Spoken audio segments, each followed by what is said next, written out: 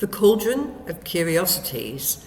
Welcome, Angela, to the Cauldron of Curiosities.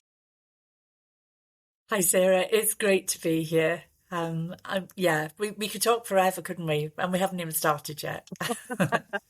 So tell me, I wanted to ask you, what made you curious about the path that you're currently on? What was the first thing that you did that made you think, I need to know more about this? Oh my gosh.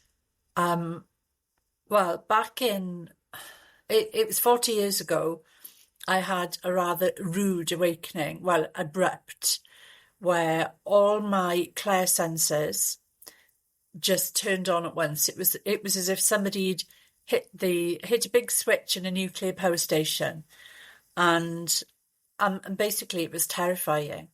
So I was very, very lucky that the teacher I was with, who really didn't know what to do with me, had a fabulous teacher of her own, and she directed me to her, a lady called Betty Bolcom, and I then spent 7 years with Betty. I lived in London at the time, and during those 7 years, those are the sort of the beginning of my exploration of all things spiritual.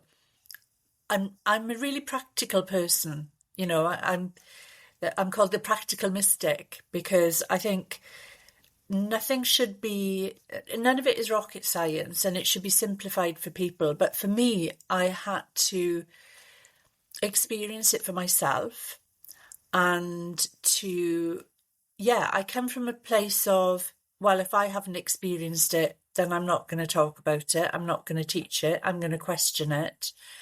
So I've been down many paths and now follow a path of my own, a unique path. So, I even in terms of spirituality, I call myself an omnist because I believe in the creator, but not in the message of one religion. So that's kind of where it's led me. And it's led me to a place of continued learning every day, absolutely every day. I'm like a child. I soak all of this information up, but I do question everything. It's quite funny because you use the term omnious, and the first time I came across that term was Terry Pratchett. Have you? I don't know if you've read any of his books, because he has he appears in a couple of the books, but there is a god called Om. And it's interesting because it makes you then look at, okay, what's the reality? What is the reality of the others? And that commonality across all the spiritual pathways. And I have a brain that sees patterns. And sometimes I see them when I don't want to, which can be frustrating because I go, oh, that's doing that. Or they do that, they do that, they do that. And then my brain starts trying to come up with why is that happening? And so I empathize with the omnious pathway because it makes sense to me. Yeah.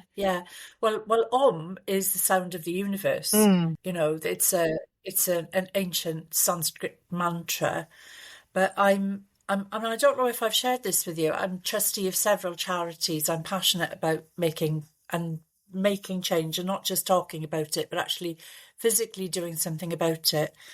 One of the charities that I'm a trustee of is a children's education charity called Peace Mala, which educates children across the world about the golden thread that runs through every world religion. And the children make a mala bracelet, and each of the beads on the bracelet represents world religion.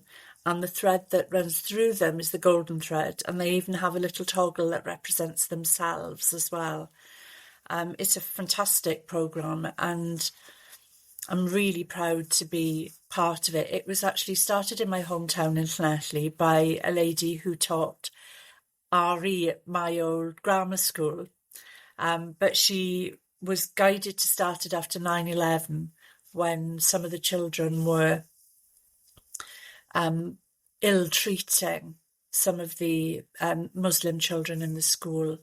And it's gone from strength to strength over the years, with, having endorsements from the Pope and Archbishop Desmond Tutu, lots of world religion leaders, including the Dalai Lama, who joined her for tea in the garden. Yeah, a lady called Pam Evans. Okay, and is she still involved in that? Yeah, 100%. Pam's the guiding light at Peace Marler. And you can find her children's books, because she's all about educating children. And because that's what we need to do. Her children's books are all over Amazon, and all of the money from those goes straight to Peace Marler. There's some brilliant books. I think that's the thing, isn't it? Education's so important, because I've noted that prejudice comes from ignorance most of the time. And there's also that being in the proximity. And often if we have grown up, or we've gone to school with somebody who is of a different faith, or we played with them, we view those others, we view others differently if we've experienced time with them. And so there are people who come from that ignorance. Sadly, there are still some you can't work, you struggle to work with, it's finding a route. But I still think education will get them there in the end. And it's just finding out how you can poke them. What is it that we need? Do we do it through lifestyling and saying, this is how I do it? Or is there a route of information that will make them realise that there are alternatives? And, especially around being respectful and kind. I mean, yeah, that's where Peace Marler comes in. But it's as I taught my children. Do you remember there was a character in a book, I can't even remember the book now, Mrs. Do As You Would Be Done By. So it was always about treating others the way you want to be treated yourself. And I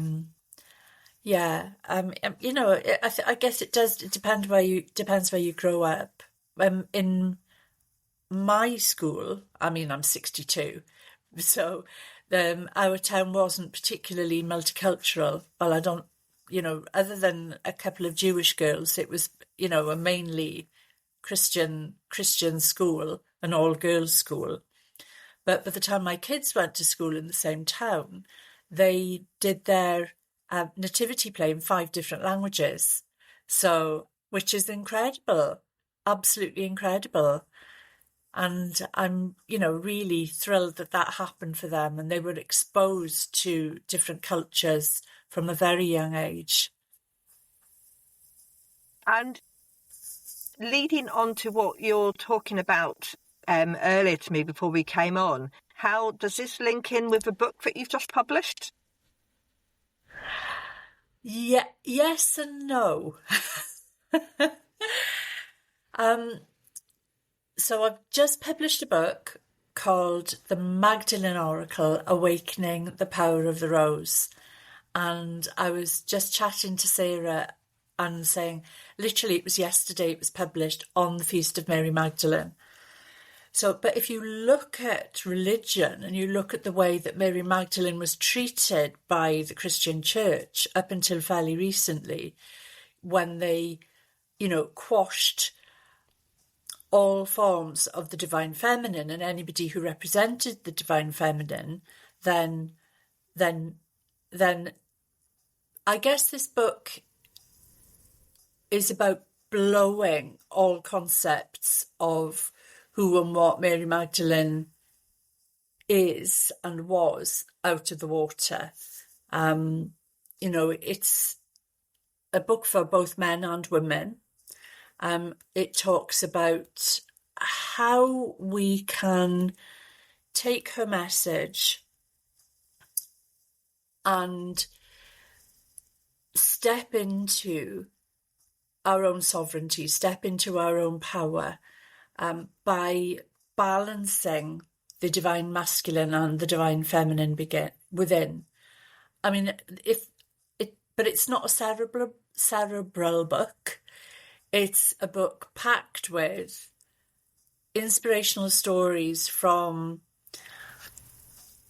mystics, priestesses of the rose, mirrors, those are sacred oil keepers from all around the world. And each of them has also shared a practice, which is what the incredible difference about this book is.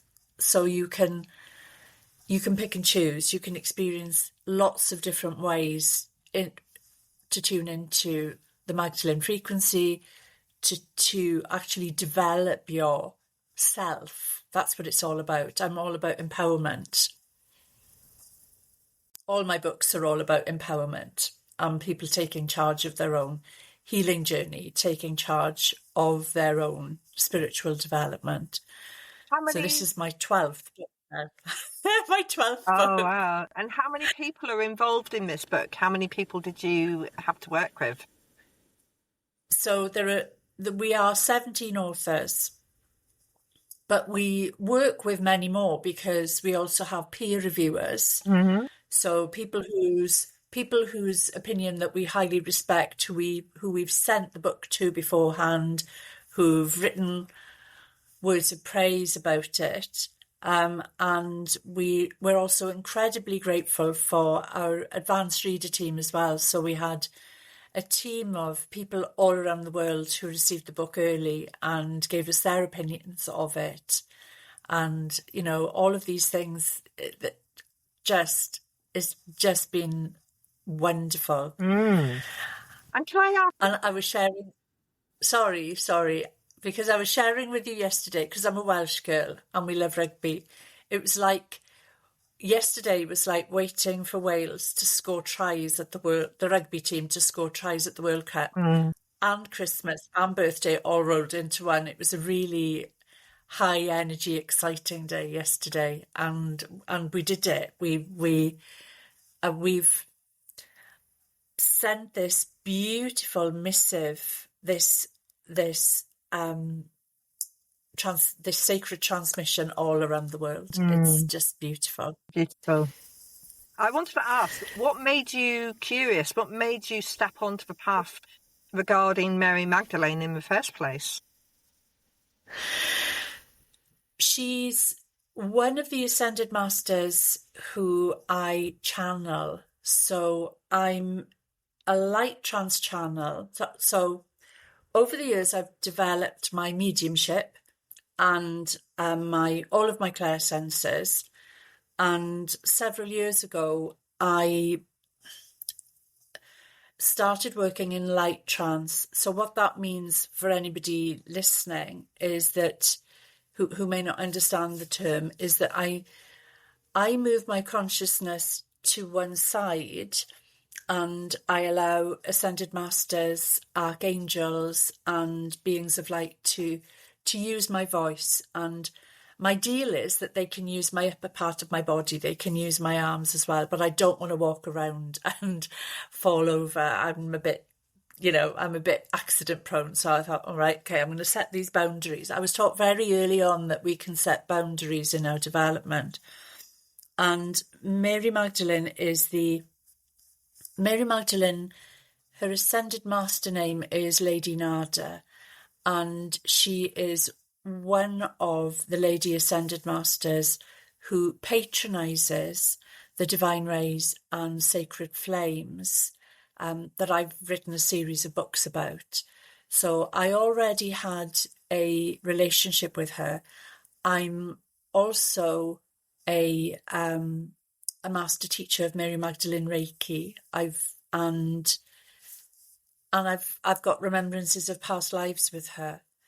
So it wasn't really that much of a surprise when my guides said to me, we'd like you to lead this book. We'd like you to gather sisters of the rose and priestesses from all around the world to share their stories and their practices. It's an honour, actually. And how did you start that process of finding everybody to bring them together for a book? Well, you put a call out on social media, and people will come. It's like that Kevin Costner film, Build It and They Will Come. That's been my process. That trust process has operated for me for all of my collaborative books. I know that the people who finally end up, because I've had lots and lots of interest, and then I chat to people and they say yes, and then they drop off, and the ones that stay are the ones that are meant to be part of the book, and have probably agreed to do this on a soul level before we even came to the planet. It's interesting, isn't it, when you look at how we create our relationships with others. When I was doing my sound training, I did a sound practitioner training, and certainly with case studies, those that were stepping forward and honoured the work that I was doing with them, and as you say, they stayed with you, and others would disappear or not turn up, you had to let them go and not try to control the process. And that's quite hard, because there's a part of you, certainly there's a part of me that's going, but it's rude what you're doing. You're not respecting the space that I was creating for you. And how people engage with that process. And it's, where sometimes someone will step in and go, oh, I'd like to have a go at this. And then they react really hostilely, and you're thinking, what is happening here? Why are you so aggressive when this is a beautiful experience? So it's having and gathering those that want to be there is much more in line, isn't it? It's got better alignment with how it will then produce a good book or good information. Yeah, absolutely. And I also believe that,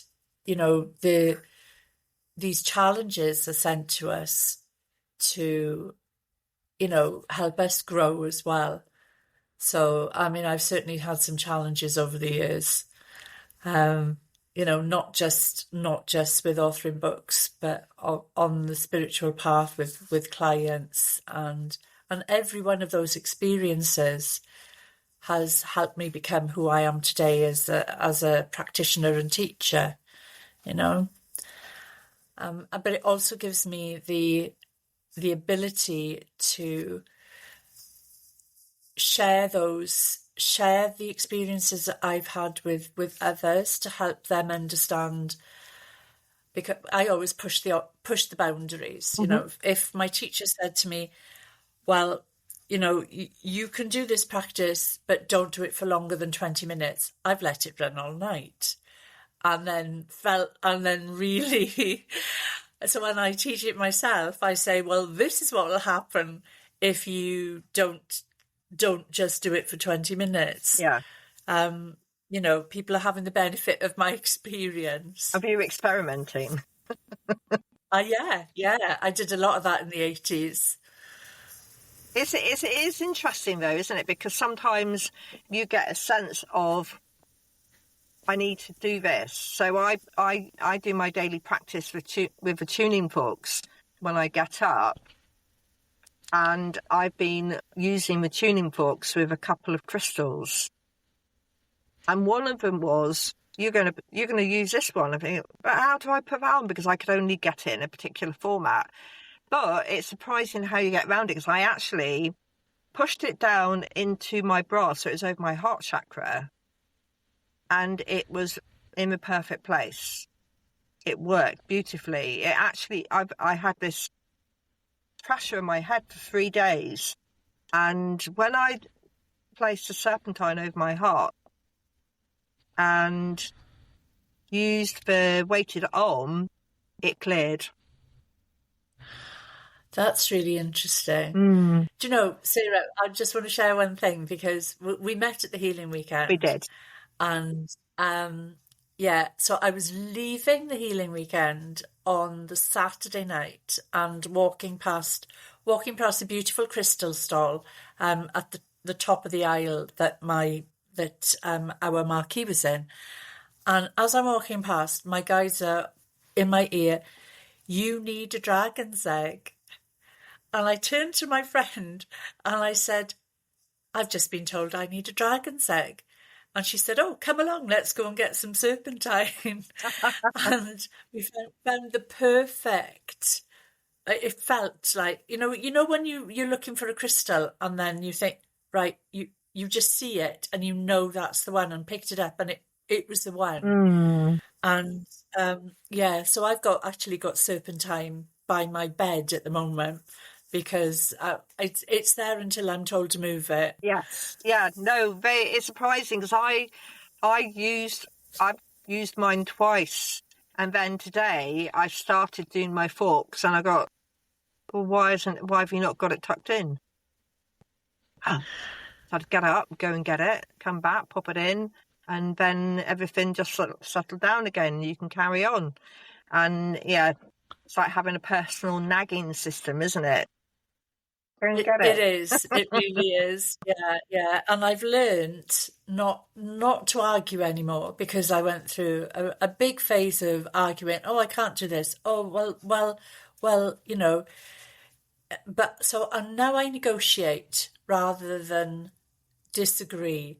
And it's usually on timeline because I'm given lots of work to do, and so it's about, well, I can't cope with any more books this year.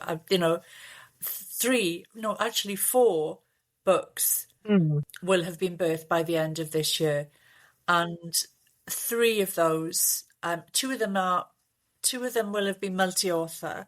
So it's managing a team of authors.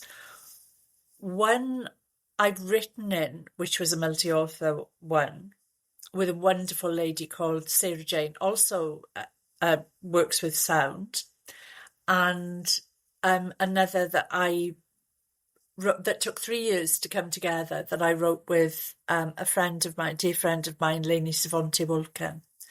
That was, three of these books are for the masters and angels, whereas one I was invited into. So 3 are my jobs, if you like, and yeah, they don't stop nagging until it's done, basically.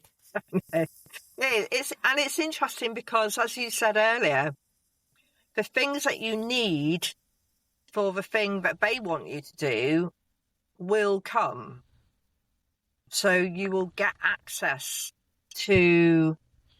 So if there's a piece of information that they're supporting you to share or how to do that, I found it really fascinating reflecting on how the flow works.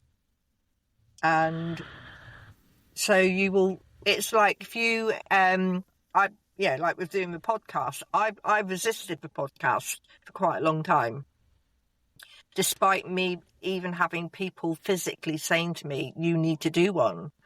I was like, no, I don't.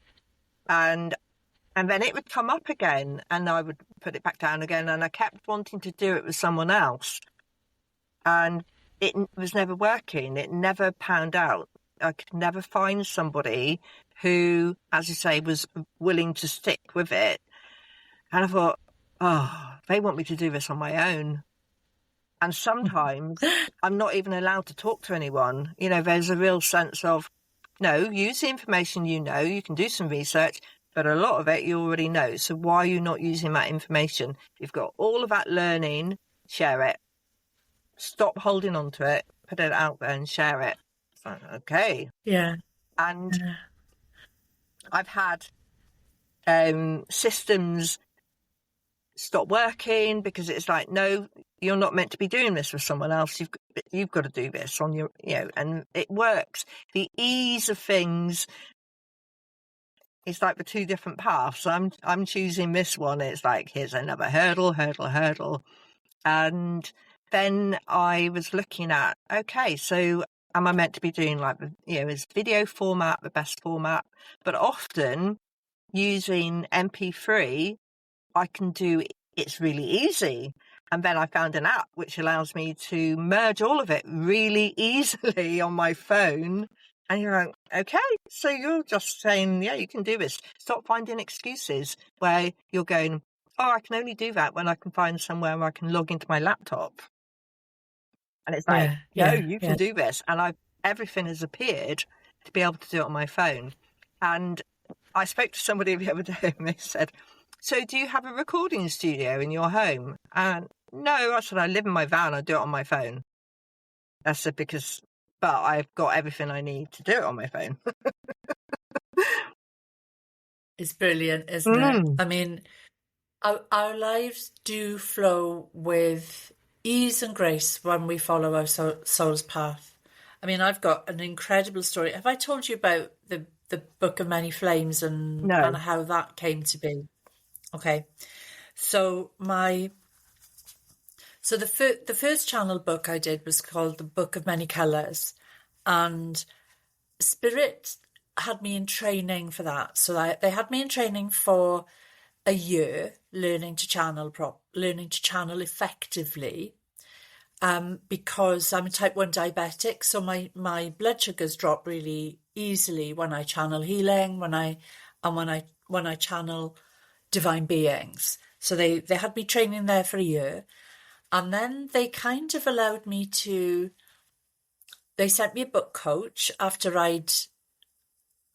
interestingly, they sent me a book coach, and the exchange I did with the book coach was a channeling for her Mary Magdelene group. And interestingly, coming back to the book we're in at the minute, because I do go off on tangents, she wrote the foreword for the book that's just come out, the Magdelene Oracle. Anyway, back to the Book of Many Flames. So Spirit said to me, you've got a book coming up. So I go to a friend of mine's home. She's got a granny flat and she looks after me. And she's the angel lady at Merlin Bridge. And it's a beautiful space and beautiful energy and absolutely perfect for channeling. So I booked in to go to Mary's for 2 weeks, and I was going on the Monday. On Saturday, my guides came in and said, you're not doing this book, you're doing that book. We want you to do the Book of Many Flames. So I said, okay, that's fine. I'll do whatever you like. I've got the time booked. We'll do that. So Monday, I pootled down to Merlin's Bridge and unpack and get set up and just have a nice quiet day.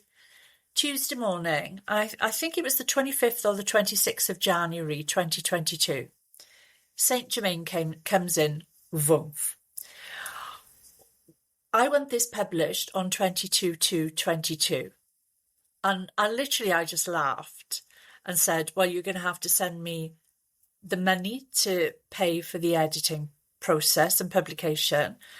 You're going to have to make sure that I've got these couple of people who can proofread the book. You're going to have to make sure that the editor and publisher is available. And you're going to have to keep me well, because that's a lot. And overnight, the money manifested. The publisher said yes, and both the friends who were going to be proofreaders for me said yes. And this is unheard of for all of these things to line up. And so that was a Tuesday. I took the Sunday off to do something completely different. And at 7 a.m. on the following Thursday, I pushed the button and sent a fully typeset, completed manuscript with 30 channelings in it to the publisher. 38,000 words. And she rang me at 9 a.m. and said, you're not going to believe this, Angela. The manuscript that was supposed to arrive today hasn't turned up, so I can start work on your book straight away. And it was published not just on 22.2. I launched it on 22.2, but it was up on Amazon a couple of days early.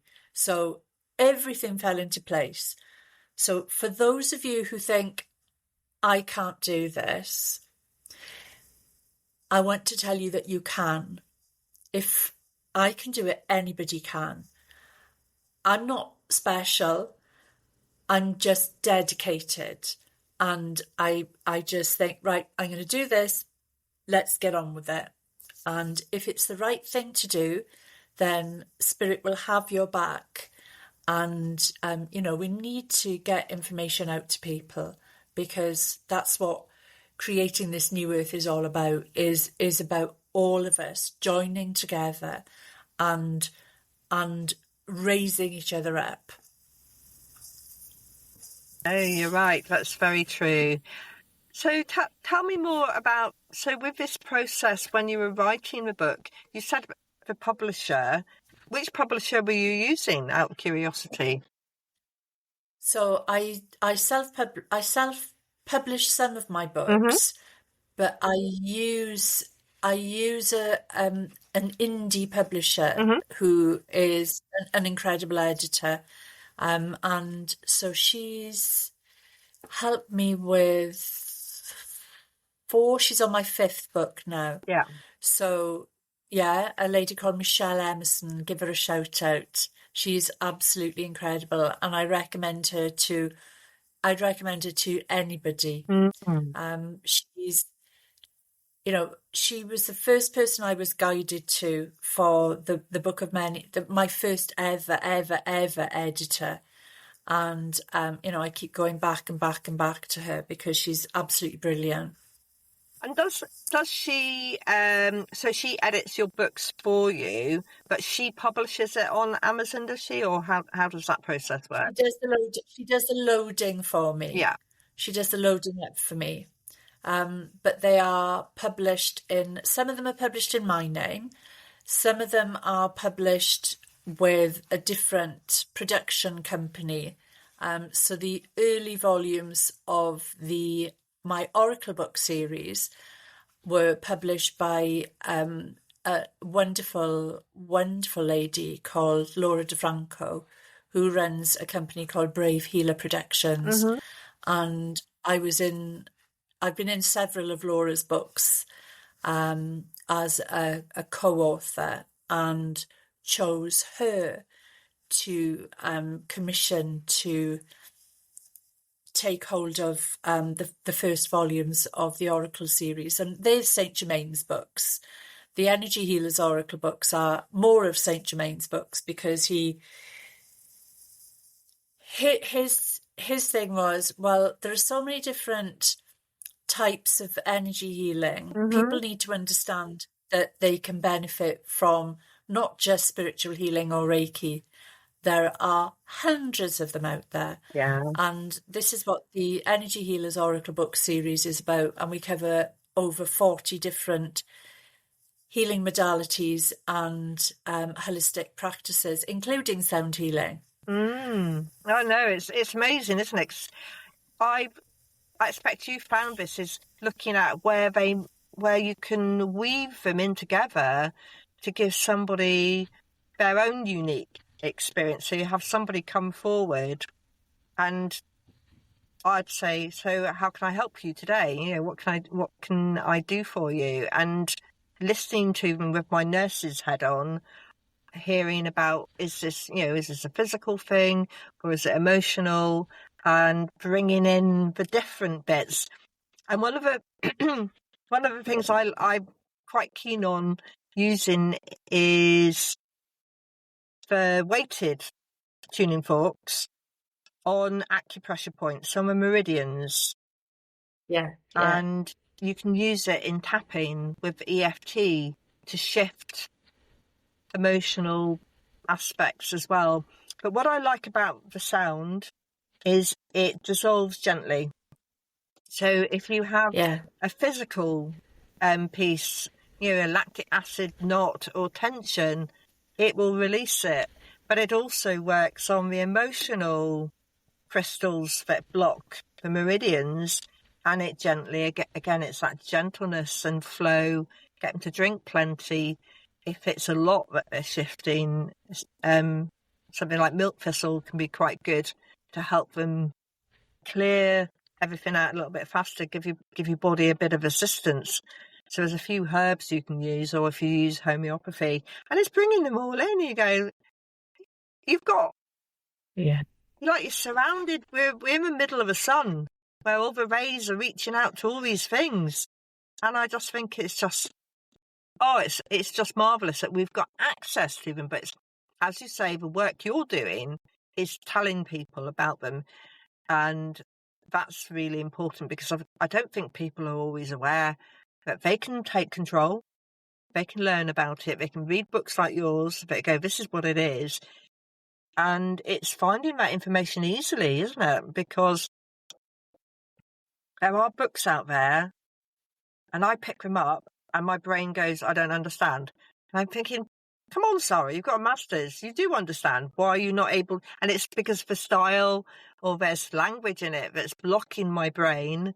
And then I have to find someone else who's saying the same thing, but in a different way. Yeah, I mean, it's keeping things simple, it's keeping things practical, and giving people the tools that they can use to help themselves. That's what I love. So I'm a huge fan of sound healing. I did my sound healing training with the Academy of Sound Healing, and again, my favourite instruments are tuning forks, because they're so portable. I can take them anywhere in the world on retreats, and just, it's incredible. And one of the ways I work with them is I used to have a group when I lived in Wales, a more than meditation group. So I take people into meditation, but there'd also be a crystal grid in the centre. And then I'd be working with each person in the circle with the tuning forks, just working intuitively, so that they were getting, multi-layered experience. And there's so many sound healing practitioners work, like Sarah, just intuitively pulling in all of their knowledge. I mean, all healers work like that. I mean, all experienced healers work like that. So even people that I work with who are on another continent, I can work with energy healing and working with the quantum field and quantum codes, with etheric crystals that I will have to have another conversation about those.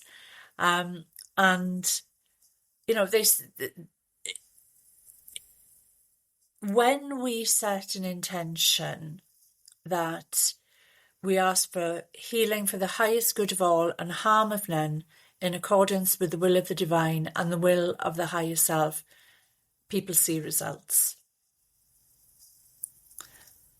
None of it is rocket science, and anybody can channel energy.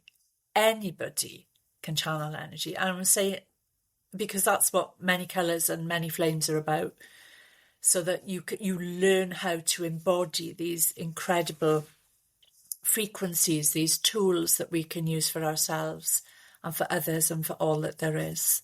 I think that's something that we need to emphasise, is that it's not a specific practice just to one person, but everybody has the ability to do this.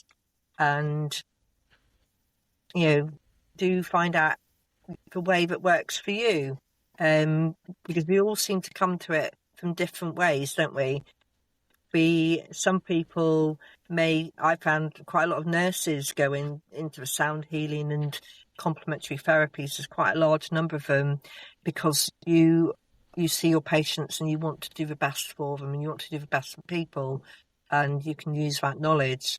But it's interesting how we come from different pathways, so we approach it, and who we meet and who our teachers are mean our path will weave slightly differently, won't it?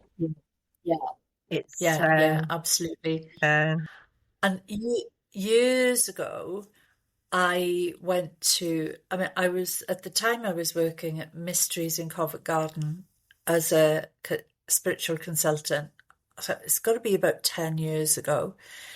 I went to, I was living in Wales at the time, but working in London from, once, 2 days a fortnight. I was traveling back and forth. And I went to a workshop at the, oh my gosh, what's the name of the church? This incredible spiritualist church in Notting Hill. And the name escapes me now. And there was a chap called Roy Sunley leading a course called Advanced Healing Practices. And I was sat there, and there must have been 20, 25 people in the room, and he had us all pairing up with each other. And of course, I'm a psychic. So I said, "Oh, right, so how long have you been a doctor?" And this lady just went, "How do you know I'm a doctor?" And I said, "Didn't you say?" Because you just kind of know these things, sometimes. Yeah. And the room, we went around the room, and then almost half of this room was filled with nurses, doctors, and consultants who were learning to operate beneath the radar, because obviously when you're working in the NHS, you can't be seen to be, and I mean, these therapies are complementary rather than alternative, but I'm talking 10 years ago now. And things have moved on quite a bit since then, because my own students of spiritual healing and angelic Reiki are now working in hospices as volunteers. So it's much more, complementary therapies are much more accepted these days than they were even a decade ago. But yeah. My sister was a nurse and is also a trained energy healer. But you see, what we're forgetting is that the people who come into these professions in this life have been healers in past lives and already hold this knowledge in their soul. It just needs to be reawakened. I can see how that would weave itself into, because there's that inherent need to help people, and when they're hurt, or to bring them back to balance, which is really beautiful, isn't it? It's funny when you said about hospices are brilliant at using whatever therapies are available and that would suit that individual. They provide what is true holistic care. Some of the stories I've heard, I think it's beautiful what they offer people at the end of life and help them with their passage. Because I think it's really important that people have access to that. Yeah, but across the whole of the country, you get pockets of it where people will be open-minded, but there are still people, certainly in the southwest, who are a little bit more resistant. They're still catching up with some bits of it. I mean, more and more hospices. I mean, it's been quite a long time that hospices have accepted reflexologists and Sui Reiki practitioners, spiritual healers through their doors. But more and more hospices are accepting soul midwives and soul doulas these days. That's a course I teach for the Angelic Reiki Association, and I also worked with a lady called Felicity Kendall, who is training within the NHS. So many nurses are now trained soul midwives, which is incredible. So tell me about that role. When you do the soul midwifery, can you tell me about that? Yeah, it's every course is different. The course I teach teaches about the process of death, what's happening. It teaches about what forms of energy healing that you can use, but I also add in work with sacred oils, which comes from both my training in this life with Felicity. Did I say Kendall earlier on? Yes, you did. I said Felicity Kendall, didn't I? Yeah. So it's not Felicity Kendall. I've forgotten her surname. That's terrible. I was thinking there's somebody with the same name as the actress, but it does happen. No. Her book Sacred Oils. Oh God, it's driving me nuts now. Right. So my training in the sacred oils, I'm working with oils, not just to support the person who's transitioning, but also to support the friends and family who are around. That's how the soul midwives are taught. They're taught to support holistically. And even those of them who are able and awake are able to take the person on part of the journey as they transition as well, and obviously come back. But that people are taught how to do that as well, and that's a perfectly natural thing to do. I mean, we're basically just remembering the way it was with our ancestors. There was always somebody in communities who did this, and whether that was in this country, in every indigenous community had somebody who would support people at this time. And we didn't just leave people in a tent on their own, did we? Somebody sat with them. There was always somebody. Yeah, there's some interesting practices, aren't there, when you look at what is done on the basis of, people might say it's superstition. For example, when somebody's died in a hospital and you open the windows and the doors to give them the spirit the opportunity to leave. And that's done by people who aren't necessarily connected with spirit, which is interesting. Yeah. We're just remembering what our ancestors did. I mean, not that our spirit bodies need a window or a door to leave. We're made of light, so these physical barriers don't pose a problem for us. But my mum was a nurse, and she, told me that she used to see people leave, and nothing in nursing training had prepared her for that.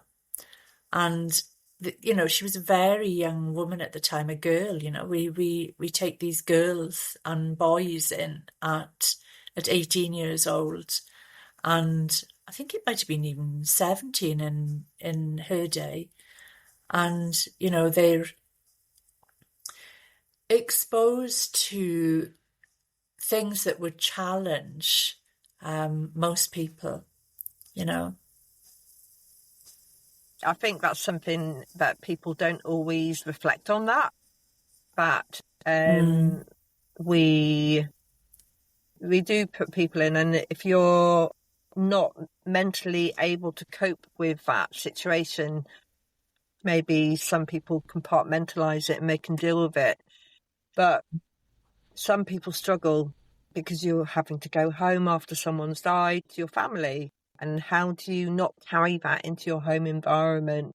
And learning how to leave things in the room, and to be able to create those transition spaces so that you're not carrying any of that energy into inappropriate spaces. And I don't know that everybody knows how to do that. And I wonder if that's part of what's wrong in some aspects of the NHS, is some people struggle and they can't leave, because you do need to be able to close the door on it. Not forever, because you do need to deal with it, but you have to be able to go, that's going in the box.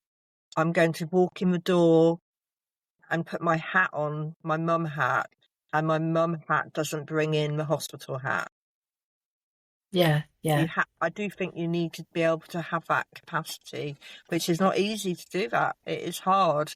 And some people seem to be more naturally inclined to be able to do that, to be able to say, everybody's running around like headless chickens, so I need to be calm. I need to be able to manage this situation for the benefit of those that need a strong individual.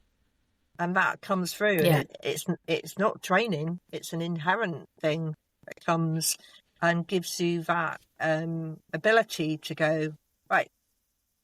And the flow of it is interesting.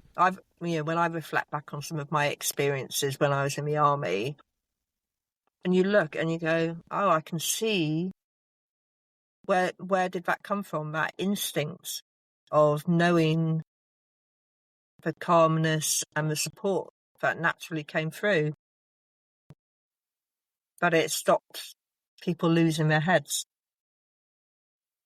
Yeah, yeah. Mm-hmm. I mean, we owe the carers, the nurses, the doctors in our society such a huge gratitude of debt, because they face these challenges every day. Yeah, they do. Yeah. It's an interesting one. I was talking to Lisa Marie this morning, and about the pressures that people are under to meet excellent standards, and there's all these paperwork aimed things that people are having to incorporate into their care, but it's actually taken away from why they want to be there, which is why the profession is losing people, because you don't go into nursing to fill out forms,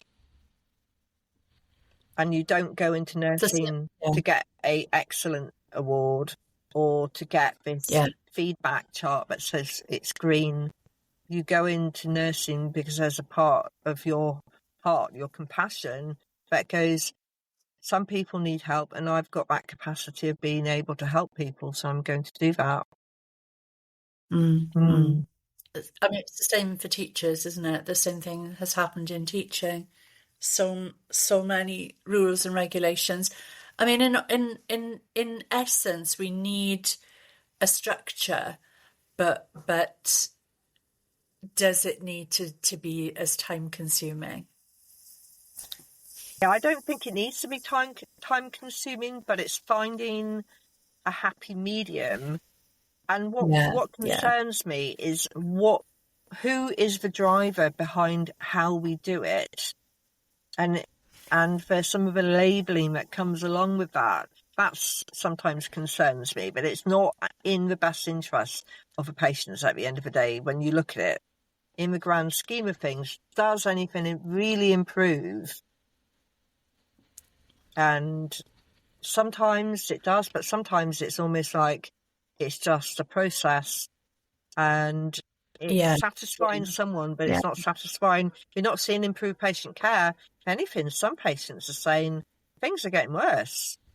So it's distracting people from good patient care, and that's wrong. Yeah. I mean, I understand that there need to be measured outcomes so that standards can be maintained, be improved. It's just finding that balance, really, isn't it? And that humanity, because a hospital experience for somebody in 2025 is very different to what they would have experienced in 1965, 75, 85, 95.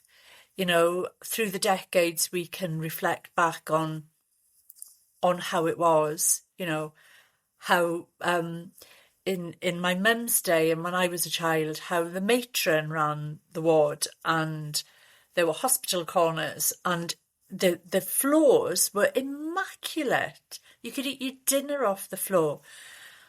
I mean, I remember being in hospital with my baby daughter. She was 2 weeks old at the time. She'd been in special care from the time she was born. We'd been discharged. Oh no, she was 6 weeks old at the time. And we were in the Heath Hospital, the National Hospital of Wales. Sarah, you could not see through the windows. The wall, I mean, with all the greatest respect for the wonderful work that they do, the cleanliness in this space was horrific.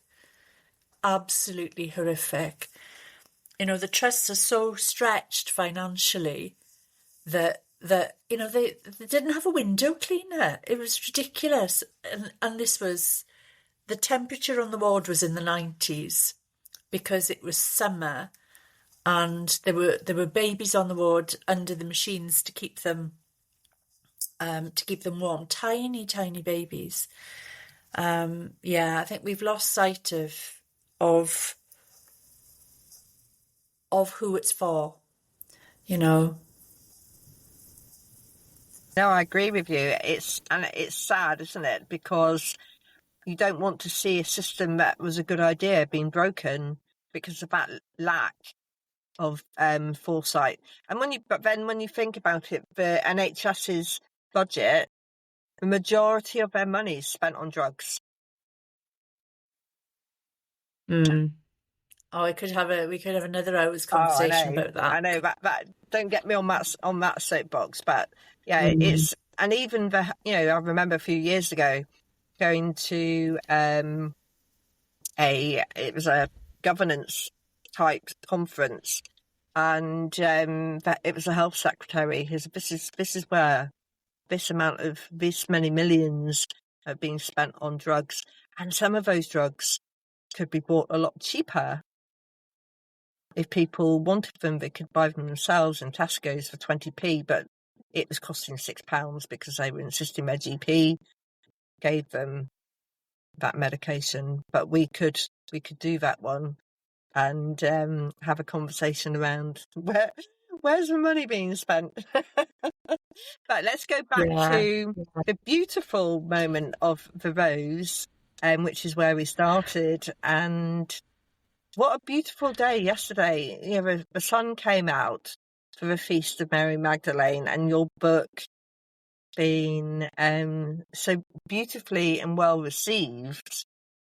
It's going to be a great success, isn't it? Oh, we're just so blessed. So blessed. But hand on heart, it is the most profound, life-changing book that I have ever had the honour to be part of, let alone lead. The practices are just exquisite, absolutely exquisite, and each of the authors has been so generous. Not only have they given a practice within the book itself, but they're also sending people to their website to pick up more free gifts.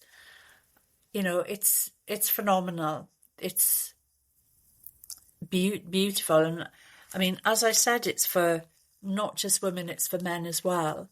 And we had a wonderful review on Amazon from a chap yesterday, which I shared on Facebook, and it honestly, it blew my heart wide open, because this is why we created this book. You know, it's about raising everybody. It's for everybody. And even if you don't think of yourself as particularly spiritual, there are really interesting stories, really inspirational stories. it's full of, it's just packed full of love. It's that simple. And that's what you want to hear, isn't it? It's about the intention behind the book. And it'd be really interesting to find out if anybody listening today has already read Angela's book, or if you're planning on getting it. And you mentioned that you were doing a special offer related to Amazon if it's an ebook. Yeah, the ebook's just $1.99 at the moment. We have a special introductory price that's I'm not sure when this is going out, Sarah, so it's probably going to be... Going to go out tomorrow, Thursday. Okay, yeah, Thursday. So certainly until Sunday. It'll be at the £1.99. I mean, you can't even buy a cup of coffee for that these days. You know, it's the prices of things. It makes your eyes water sometimes, doesn't it? You think, oh, how's that? How does that work out? Everything seems to be climbing quite steeply. Oh, is there anything else you'd like to say to anybody listening, just for them as a take-home thought today? Just going back to the book, we've got the audio book coming out in a few weeks as well. So that's the planned launch for that is 8/8 on the Lion's Gate. Oh, that rhymes. That sounds really good, doesn't it? Okay, takeaway from today is I just want everybody to really take a moment to understand that we are all unique aspects of the divine. We are all divine. We are all capable of so much. And there is so much available to us. And none of it is rocket science. So if you intend that you would like to raise your vibration, if you intend you would like to study this or that, or just always know that energy follows intention, and whatever we think and say, we can manifest those things. And it's just follow your heart, follow your intuition, really. And don't let anybody ever tell you can't do anything. Thank you very much. And thank you for coming on the podcast today, Angela. It's my pleasure, Sarah, and it's lovely to chat again.